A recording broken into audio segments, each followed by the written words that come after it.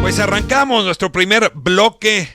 Estoy con Esteban Román, su director del Universal, del periódico Universal. Me da muchísimo gusto contar con tu presencia, Esteban, aquí. Y la verdad es que coincidimos tú y yo hace muchos años en una premisa, y es que a este país le hace falta mucho periodismo de investigación. Así es. Ese es justamente uno de tus talentos, y hemos establecido pues una suerte de alianza para que algunas de las investigaciones que te toca encabezar puedan correr también por las ondas electromagnéticas de Grupo Radio Centro 97.7. Es que muchísimas gracias por esta primera intervención. Lo anunciaba hace un momento: jornadas muy largas, bajos sueldos en las tiendas de autoservicio. Concretamente vamos a hablar de la más importante de este país. Me refiero en cantidad de ventas y en número de establecimientos. Me refiero a la cadena Walmart. Y en cantidad de empleados, que esa es justamente la razón por la que escogemos Walmart para empezar a hablar de este tema. Y es que no hay ningún empleador más grande en este país más que Walmart. Y las condiciones laborales, digamos... ¿Y el gobierno es tan grande? Ah, bueno, privado. Okay. Sí, Ningún empleador privado. Sí, ningún empleador privado. En ganancias solo está por debajo de Pemex y América Móvil.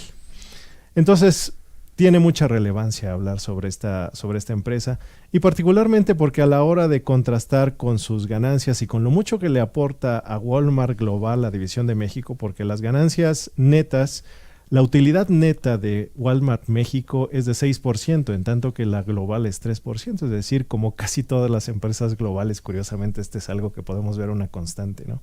México les representa más que en otros países, que sus divisiones en otros países o incluso que sus matrices. Y entonces lo que vimos fue, hicimos a raíz de denuncias o de comentarios que hacían propios empleados en internet y de trabajos periodísticos previos también. Lo que hicimos fue preguntarle a la gente y evaluar también la situación financiera que el propio Walmart reportó en su informe anual que presenta ante sus accionistas en 2018. Y lo que vimos fue que a pesar de que el enorme contraste que representa que el director global de Walmart, el director general, gana más o menos 444 millones de pesos anuales, es decir, como 37 millones de pesos al mes. Ese es su sueldo. Ese es su sueldo, 37 millones, el equivalente, digamos. Ese es Walmart México. Ese es Walmart Global. O sea, el máximo sueldo que hay en esa empresa es de 37 millones de pesos mensuales. Al mes, así es. Y sin embargo, una cajera gana aproximadamente 5,000 pesos. En condiciones que pueden ser realmente difíciles para ellos, porque cuando llegan Buen Fin, Navidad, fines de semana, les aumentan horas laborales y ellos lo que dicen es: lo que nos dan a cambio no corresponde con la cantidad de horas que trabajamos. Básicamente, con quienes hemos hablado hasta el momento, porque esta es una investigación que va a salir esta misma semana, es cajeros y una gerente, una exgerente, que lo que nos cuenta es, yo llegué a trabajar, dice, en una ocasión 27 horas al día, y lo que te dicen a la hora de que tú dices, bueno, ¿dónde está lo que me corresponde por ello? Es personal de gerencia o personal que tiene alguna posición de mando dentro de la empresa, no tiene por qué reclamar. Eres jefe, entonces te corresponde trabajar más que los demás. No se pagan horas extras. No, sí se pagan horas extras, pero lo que ellos dicen es, no se dan conforme deberían ser. O sea, lo que dicen es, de esas 27 horas extra, quizá me dieron 10 o quizá me dieron 15. Eso depende de la negociación que tú hagas ahí mismo. Y lo que comenta también esta persona, particularmente la que es gerente, y lo que llama más la atención a nosotros de esta investigación es que, pese a ello, la percepción de los empleados realmente no es mala. O sea, esta persona que dice que trabajó 27 horas en una ocasión consecutiva nos dice, y pese a todo regresaría a trabajar porque te lo venden muy bien. O sea, Walmart lo que vende a sus empleados es que no son empleados, sino son asociados. Entonces, como asociado tú creces junto con la empresa, dice la gente que relata las condiciones laborales ahí. Son como una familia, así se forma un vínculo. Y la propia empresa trabaja muy bien, eso sí, en un discurso hacia sus empleados de hacerlos creer parte de esa familia. Y el sacrificio pues va en sintonía con eso también, el sacrificio que se les pide. Walmart es una cadena que ha dado pues más de una nota periodística, incluso por lo menos un premio Pulitzer de periodismo. Recordarás, y déjame Sí, llevarte a la investigación que hicieron David Brastow y Alejandra Shanik. Tiene ya alrededor de 6, 7 años, se llevaron justamente el premio Pulitzer por ella, donde demuestran cómo en México Walmart se dedicó a corromper autoridades municipales, entre ellas la de Teotihuacán, recordarás, sí. para poder instalar tiendas a una velocidad mayor de sus competidores. Y eso le dio, en efecto, el control del mercado. No diría el control, pero sí la presencia dominante en el mercado de estas superficies de autoservicio.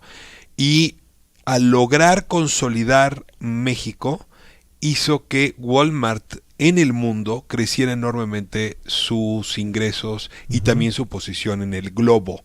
Es decir, Walmart tiene antecedentes de prácticas irregulares. Centrarse ahora no en la corrupción contra autoridades, sino en lo que yo llamaría un ambiente de corrupción laboral, que pagar poco o no entregar prestaciones o no pagar el número de horas que se elaboran, pues lo que hace es violar los principios, los derechos que están fijados pues, por la Constitución y la Ley Federal del Trabajo. Yo ahí te rogaría que nos ayudaras como a calificar con mayor precisión cuántos empleados son, cuánto ganan en promedio, qué prestaciones sí tienen, cuáles no tienen, si están contratados por outsourcing, que es una cosa bastante común, o son son plazas que se entregan por parte de la empresa. Es decir, una caracterización lo más fina posible de lo que ocurre en esa superficie. Lo que sabemos hasta el momento, porque realmente los datos tan específicos los estamos desarrollando, lo que sí podemos saber y te puedo comentar ahora es que son 200,000 empleados los que tienen más de 2,000 establecimientos, que incluyen no solo la marca Walmart que todos conocemos, sino Superama, Sam's Club, Bodega Aurrerá, e ingresó durante 2018 503,692 millones de pesos, una cifra superior en 8%. 503,000 millones de pesos. Estás hablando de 4 puntos del PIB. Así es, cifra superior y además en crecimiento. 4 puntos del PIB mexicano, qué cosa. Y además una cifra superior en 8% respecto del año anterior, es decir, 2017. Es decir, todo esto que comentamos, las afectaciones a la imagen y lo que sea, realmente no le ha hecho una merma. De hecho, en 2018 abrió el dato específico lo estoy buscando, pero es más de 100 tiendas nuevas en 2018 en el país. Es decir, todo esto no le afectó, bueno, digamos, no lo sabemos en términos de investigaciones quizá de la autoridad laboral en México o de la autoridad económica, sino en imagen, porque la empresa le está yendo muy bien, de acuerdo con el propio... Es un gran mercado el mexicano. Sí, es un gran mercado el mexicano. En promedio, un trabajador de esta empresa, según el reporte de Walmart en Wall Street, lo hace a nivel global, no especifica por país, es de 31,000 pesos al mes. Sin embargo, esto obviamente es un promedio que sacan de todo, desde su director que gana 37 millones de pesos, el equivalente a 37 millones de pesos al mes, hasta la cajera de 5,000 pesos. Y probablemente en Estados Unidos les pagan muy bien y aquí se permiten pagar muy mal. Es que ese es justo el punto, porque en otros países, países de primer mundo principalmente, entre las consideraciones que los consumidores tienen a la hora de ir a una tienda como puede ser Walmart, es entre ellas que tan bien o mal tratan a sus empleados, o el salario que reciben, si hay condiciones por las que traen los productos de igualdad de circunstancias de mercado, en fin, son cosas que nunca tenemos en México. ¿El promedio en México sería 5,000 pesos mensuales? De una cajera. Esto hay que decirlo, es sin considerar horas extra, que sí, lo que nos dicen es, sí se pagan, solo que no están de acuerdo los empleados o sienten que se hace de manera injusta. Pero diríamos, por 40 horas a la semana están ganando 5,000 pesos al mes. Así es. Una empresa con tasas de crecimiento muy altas. Exacto. ¿Y cómo están en el tema utilidades, por ejemplo, con el tema de pago de primas vacacionales, el pago de aguinaldos? Todo eso existe y nadie reclama, bueno, de las personas que hemos hablado hasta ahora, empleados y exempleados, no reclaman el no pago de lo que sí está establecido en sus contratos. Lo que sí reclaman es sobre todo horas extra que no se pagan. y jornadas laborales brutales, como dicen. La constante es decir, en el mejor de los casos son 10 horas, y 10 horas de hecho es el piso. 10 horas es el piso. Lo menos que se trabaja son 10 Lo horas. menos que se trabaja son 10 horas. A ver, una cajera que está de pie todo el día, ¿trabaja 10 horas? Pesos, sí. Y a partir de ahí en adelante, mientras más es tu responsabilidad dentro de la empresa, es la constante que nos comentan, mayor es la expectativa de horas sin que las cobres necesariamente. Es el caso de esta ex cajera a la que entrevistamos, que nos dice que ganaba 18,000 pesos brutos, dice, menos descontando impuestos, alrededor de 14,000, por jornadas, ella dice, hasta de 20 horas. Hasta de 20 horas. Bueno, 27 relató en una ocasión, pero dice que era muy común quedarse 18, 15. Cuando estaban en Navidades, exacto, o en Buen Fin, o estos... Y a ella le tocó, dice, trabajar en la unidad Tepeyac, que ella afirma que dentro de la empresa es considerada la más grande. Ahora, déjame ampliar un poco la mirada, a ver si sobre esto también nos pueden aportar algo de información, Esteban. La negociación que se estableció ahora para el nuevo Tratado de Libre Comercio, el TEMEC, pues trae un apartado importante en materia laboral, porque lo que pues las organizaciones sindicales estadounidenses y canadienses han venido reclamando, pues es que se hace una suerte de dumping social, deja de plantearlo así, pero se refiere sobre todo a las industrias, es decir, cuando una industria en Juárez o en Tijuana pues no paga los mismos salarios ni da las mismas prestaciones, pero se habló poco del sector servicios. Y yo ahí te pregunto si también el sector servicios cabe una exigencia hoy de un mejor modelo de sindicalización, y si concretamente en estas tiendas de autoservicio hay sindicatos, porque tendría que haber los que dieran la batalla. ¿Qué información tienen sobre la representación laboral? Fíjate, al respecto no hemos averiguado, creo que sería una parte interesante incluirla, la parte de en donde ellos se sienten representados o se ubican representados. No nos da la impresión de que se les da espacio para eso, porque ante la primera inconformidad son separados. Uno de los testimonios... O sea, basta con que reclamen para que los corran. Bueno, uno de testimonio de una de ellas, y no estoy diciendo con ello que sea necesariamente ilegal, ¿no? Pero una de ellas lo que justifica es ante la enfermedad de una de su hija, lo que le dijeron es, bueno, si tú no puedes venir por la enfermedad de tu hija, pues no te presentes. Lo que contrasta con esto, y la razón por la que no me sorprendería que no hubiera sindicatos en Walmart, sería porque todos invariablemente, eso es muy interesante, incluso la señora que nos dice que trabajó 27 horas seguidas, ninguno de ellos considera que es un mal ambiente laboral. Bueno, pero a ver, es que está difícil encontrar trabajo en este país, por lo menos eso, ¿no? O sea, es un poco...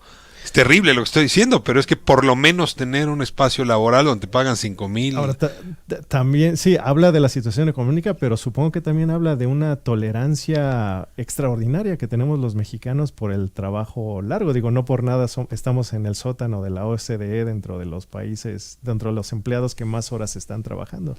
Sí, es muy curioso, se decía que el mexicano era flojo y hasta que descubrimos que somos los que más trabajamos. Sí, es que cuando el patrón te convence que eres flojo, trabajas más, ¿no? Y de hecho, acabamos de tener una entrevista con Alicia Bárcena en los días pasados, en donde ella nos dice, la directora de la CEPAL, donde nos dice, bueno, no hay que olvidar que el salario mínimo en México sigue siendo inferior al de Honduras, por ejemplo. Entonces... A pesar del crecimiento que dio López Obrador. Sí, porque ella dice, bueno, hay un sentimiento como de apanicamiento por parte de una parte del sector privado, pero no olvidemos que nuestro salario mínimo sigue siendo inferior al de Honduras, por ejemplo, ¿no? Con jornadas largas. Tú hacías una reflexión hace un momento, era corta y la vemos de vuelta, pero la menciono de una vez. Si es que es una empresa que sigue creciendo en número de tiendas, en número de consumidores, en número de ventas, y que nada ha afectado su fama. Yo me pregunto si en México pagar mal afecta tu fama para mal o para bien. No, para bien si das buenos precios. Déjame irme a corte. Vamos a corte. Regreso con Esteban Román, subdirector del Universal. Estamos hablando de investigación publicada, que será publicada en ese diario este jueves, y tenemos aquí un adelanto el día de hoy. Estamos de vuelta con Esteban Román, subdirector del Universal. Nos adelanta Es una investigación que saldrá publicada en ese periódico este jueves, ¿es Así correcto? es el plan. A propósito de las tiendas Walmart, bajos sueldos, jornadas demasiado largas, y había una reflexión que te hice antes de irnos a corte, y es pues de estas empresas que están haciendo un gran negocio con México, Esteban. Gran Sí, sí. negocio con México. Bancos, estas tiendas y que en realidad pues manejan estándares muy distintos, ¿no? O sea, no le pagan lo mismo a un cajero de banco en México que en España. Sí, Y sí. no le paga lo mismo una cajera de supermercado en México que en Estados Unidos. Y sin embargo es aquí donde están haciendo mejores negocios que en Así Estados es. Unidos y en España. A ver, ¿qué hacer frente a esta realidad? ¿Es una suerte de nuevo imperialismo? ¿Cómo la llamamos? Sí, podría ser, digamos, no concebido, yo creo, de esa forma, ni siquiera por las propias empresas en sus matrices. Pero sí lo que están viendo, yo creo, es siempre se ha vendido, ¿no? En México eso de que no hay que desalentar la inversión, no hay que desalentar el clima de negocios y por lo tanto hay que mantener estas condiciones. Y siempre la advertencia ante cosas como el aumento al salario mínimo es no, porque nos va a ahuyentar la ventaja competitiva en México. Bueno, es que habría que empezar a plantearnos quizá qué tanto de eso es cierto, ¿no? Como tú lo decías en tu libro, referencia a otro tema totalmente diferente, ¿no? Que es el narcotráfico. Se han repetido ciertas cosas tantas veces durante tanto tiempo que de pronto ya Dirían no sabemos los qué abuelos, tanto es el cierto. petate del muerto. Sí. A ver, Goldman no se va a ir de México. No. Es una gran vaca con muchas ubres la que tienen aquí. No estamos en condiciones de mejorar. Sí, por supuesto. Y yo me preguntaría, también nosotros mismos los mexicanos preguntémonos qué tanto es obligación del gobierno resolverlo y qué tanto podemos hacer nosotros también. Finalmente, esas ganancias de Walmart no son licitaciones gubernamentales, son gente que va y compra sus productos ahí. Ahí nos quedamos hace un momento. Llame al 52 59 11 97 en Twitter, @RR en Radio Centro, o Ricardo Rafael en Radio Centro.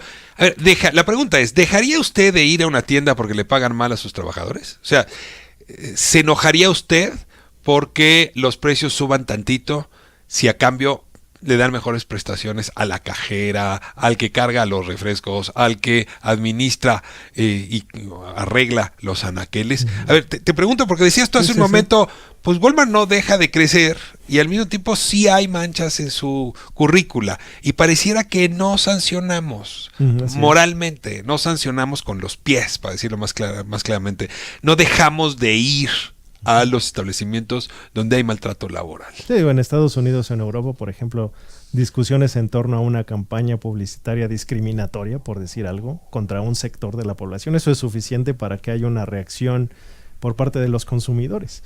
Yo me pregunto si en México no hay cabida para... Digo, no estoy llamando al boicot de nada, ¿no? Sino más bien al menos la presión de que sepan que si no te comportas éticamente, para empezar con tus empleados, ya no digamos con tus mismos clientes, pues entonces hay una sanción por parte de esos que son tus clientes. Me preocupa la posibilidad de que no sea así por los indicadores que tenemos, por ejemplo, en las encuestas del INEGI que dicen que solamente confiamos en nuestra familia, por ejemplo, que ni siquiera ayudaríamos al vecino si le pasa algo malo porque no confiamos en él, ¿no? Me preocupa que este crecimiento del individualismo que hemos visto en la México, indolencia frente al otro. Así es, se refleja incluso en eso y que se aproveche por parte de empresas privadas que pues ante eso sienten que tienen manga ancha para actuar como sea siempre y cuando estén en los márgenes de la ley, que ese es otro problema también, ¿no? Ahora, déjame ir por otra beta que a ti y a mí nos gusta conversar y que hoy compartiremos con el público. El periodismo de investigación sobre las empresas, la verdad es que es un muy mal periodismo de investigación. No voy aquí a hablar muy mal de mis colegas que hacen periodismo financiero, pero sí voy a hablar un poquito mal. Digamos, investigan poco este tipo de fenómenos. O sea, saben muy bien si hay un señor que iba a comprar una empresa y luego no la compró, saben muy bien si hay un pleito entre empresarios, saben muy bien si no lograron, digamos, pagar un crédito. Es decir, todo lo que tiene que ver con el empresario y la empresa, eso sí están los periódicos y las notas financieras llenas, porque además pues les envían a los colegas periodistas financieros esta información y prácticamente la repiten.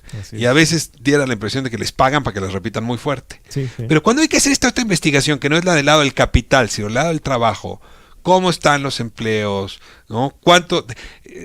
Si las fábricas están contratando niños, déjame plantearlo así, si tienen un escalafón distinto de pagos para mujeres y hombres, si en efecto están pagando salario mínimo, si están utilizando empresas de outsourcing para pagar, si no hay prestaciones, de eso no se investiga nada. Te pregunto por qué. Y a partir de eso, ¿cómo te animas tú a hacer esta investigación? Y cómo nos animamos nosotros aquí, por cierto, a sacar el tema.